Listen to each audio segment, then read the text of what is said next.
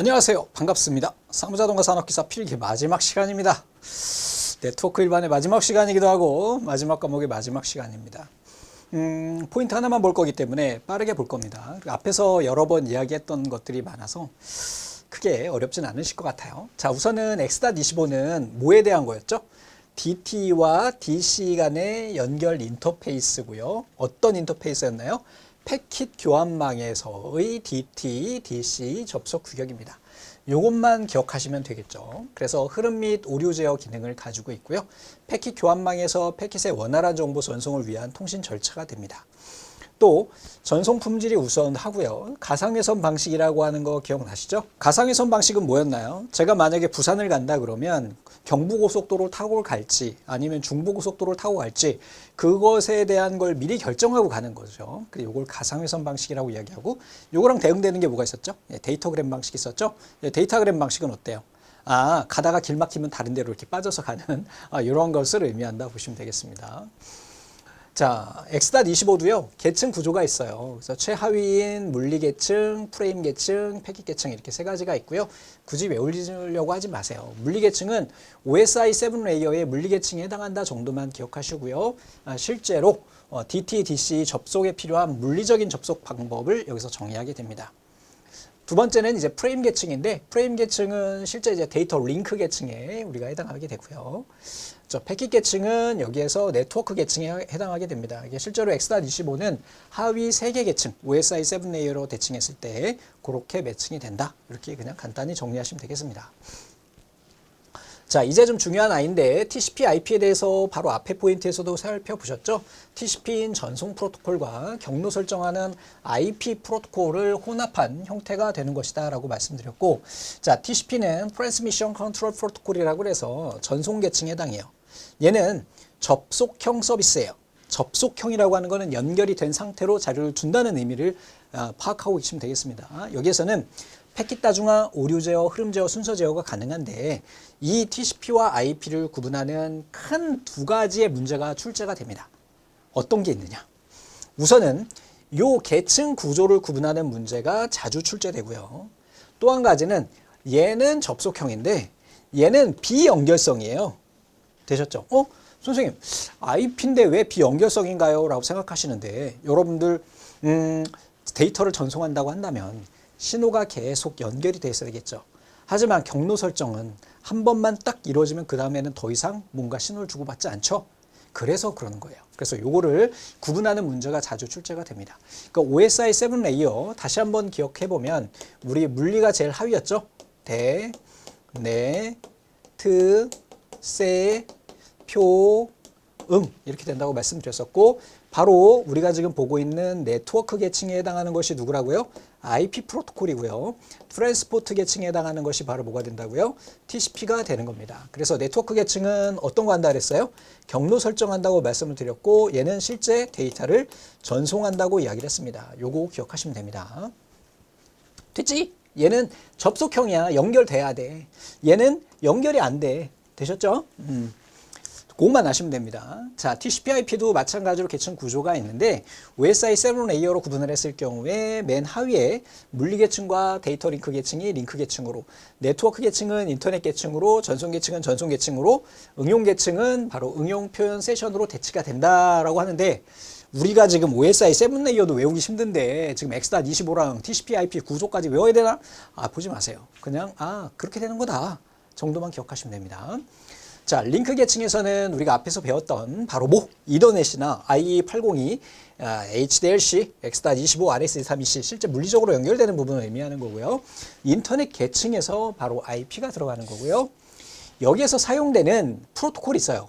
요거 모르셔도 됩니다. 그러나 요 녀석 두 가지는 알고 있어야 되겠다. 시험 100번 나오면 한 20번 정도 출제되는 아이입니다. ARP와 RARP는 어떤 개념이냐면 여러분들 IP 주소라고 하는 게 물리 주소일까요? 논리적인 개념 주소일까요? 사람들이 만든 거잖아. 그지?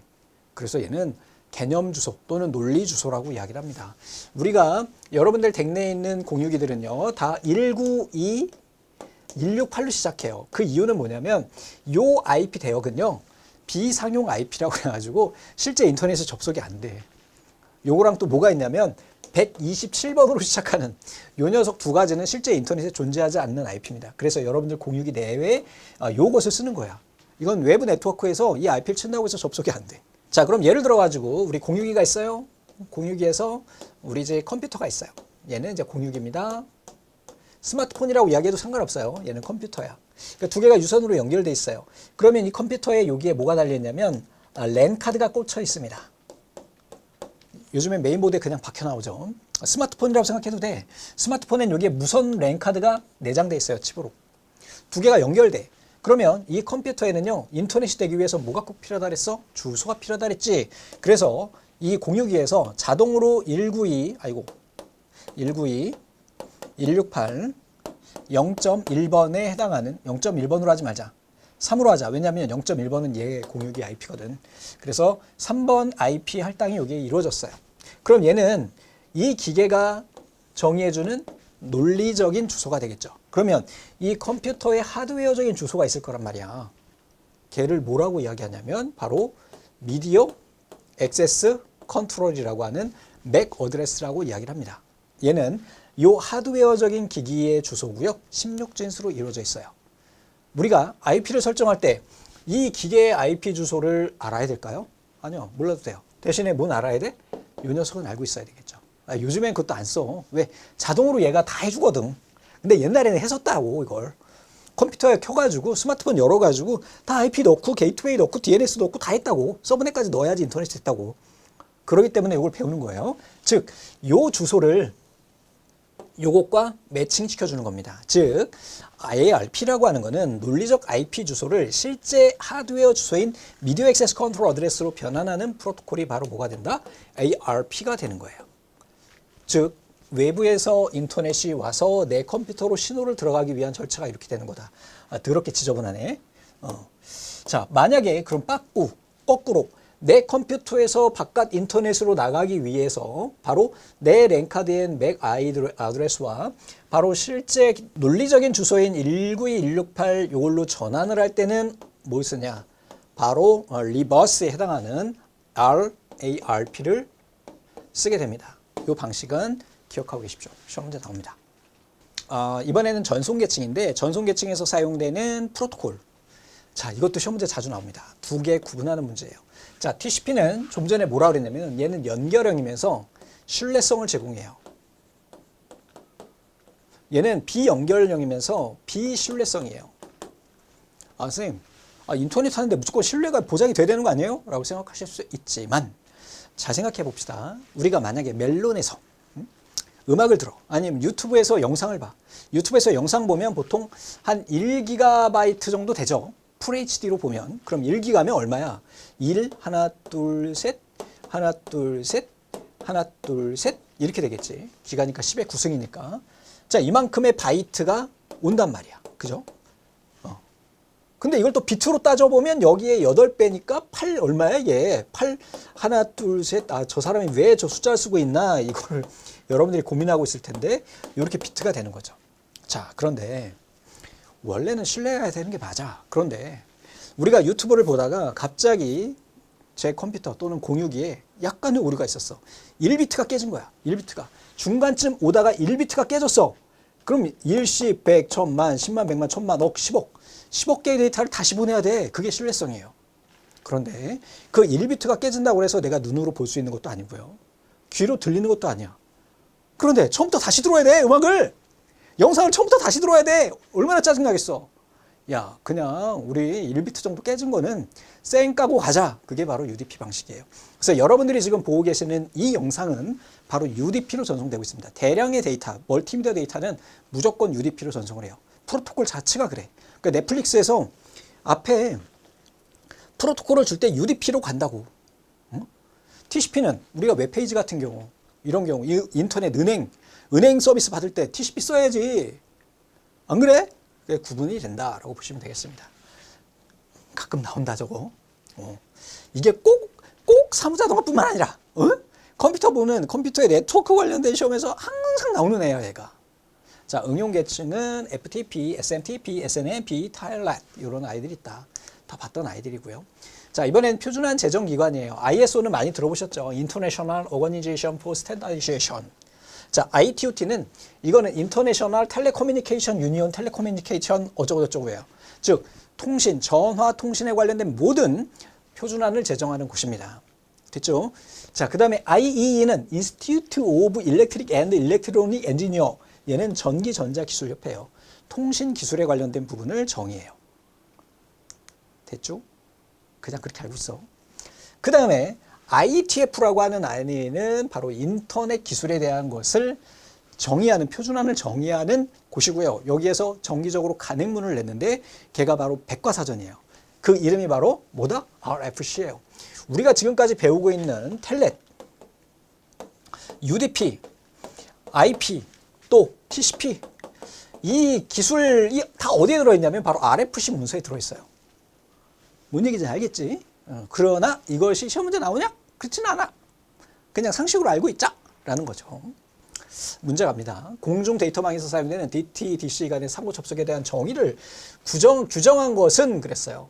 이거 DT, DC 연결할 때 못 써요? 자, 인터넷에서 사용하고 있는 통신용 프로토콜은 야 너무 애매한데 그냥 이렇게 얘기하지. 인터넷 기본 프로토콜은 이거 두 개 없으면 안 됩니다. 전송할 수 있어야 되고 경로 알아야 되니까.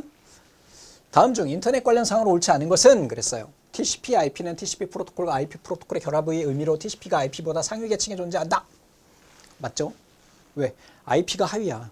자, 물대네트 세표 응 할 때 얘가 뭐야? 네트워크 계층이고 얘가 트랜스포트, 바로 전송 계층이 되겠죠.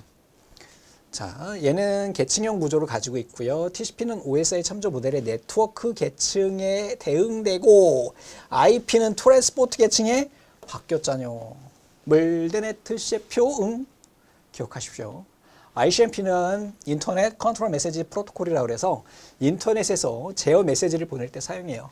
이게 뭐 언제 쓰냐면 인터넷 연결 테스트하는 핑이나 또는 뭐 트라이서트나 이런 명령어들을 작동할 때 사용되는 프로토콜이고 기본 네트워크 관련된 그런 뭐예요? 지금 보시면 제어 메시지를 보낼 때 쓰기 때문에 아주 중요한 프로토콜에 해당합니다. 사무자동화에서는 그렇지 않는데 일반적으로는 중요하게 여겨져요. 왜 중요하게 여겨지냐면 저 ICMP 때문에 공격을 받을 수가 있어. 저 프로토콜로. 바로 여러분들 많이 알고 계시는 디도스 서버 공격을 바로 ICMP 방식을 씁니다. 저 메시지를 계속 날리는 거지. 그래서 함부로 열어놓지 않아요. 자, TCP 프로토콜에 대한 설명으로 틀린 것은 얘는 뭐라 그랬어요? 신뢰성 있는 전송이고요. 전이중 서비스 제공하고요. 비연결형 프로토콜은 뭐라고? IP요. 스트림 데이터 서비스를 제공하죠. 자, 이렇게 구성이 된다. 다음 중 TCP/IP 구조와 관련된 프로토콜이 아닌 것은 그랬어요. 자, UDP 봤어, 그지? ICMP 봤어, 그지? ARP 봤어. 자, SLA라고 하는 거는 이건 네트워크망 방식이에요. 모르셔도 됩니다. 그냥 저건 뭔지 몰라도 돼. 이렇게 정리하시면 되겠습니다. 그래서 여기까지 해가지고 우리가 네트워크 일반 마지막 강의까지 마무리가 됐고 사무자동화 기본 강의가 마무리됐습니다. 긴 시간 굉장히 고생 많으셨고요. 이론 강의는 빠르게 보는 겁니다. 그리고 나머지 부분들은 기출문제 한 3회 정도 보시고요. 강의로. 그리고 나머지들은 어떻게 하시냐. 바로 두목내 문제은행 CBT를 이용해서 반복해서 풀어보시기 바랍니다. 긴 시간 고생하셨습니다. 감사합니다.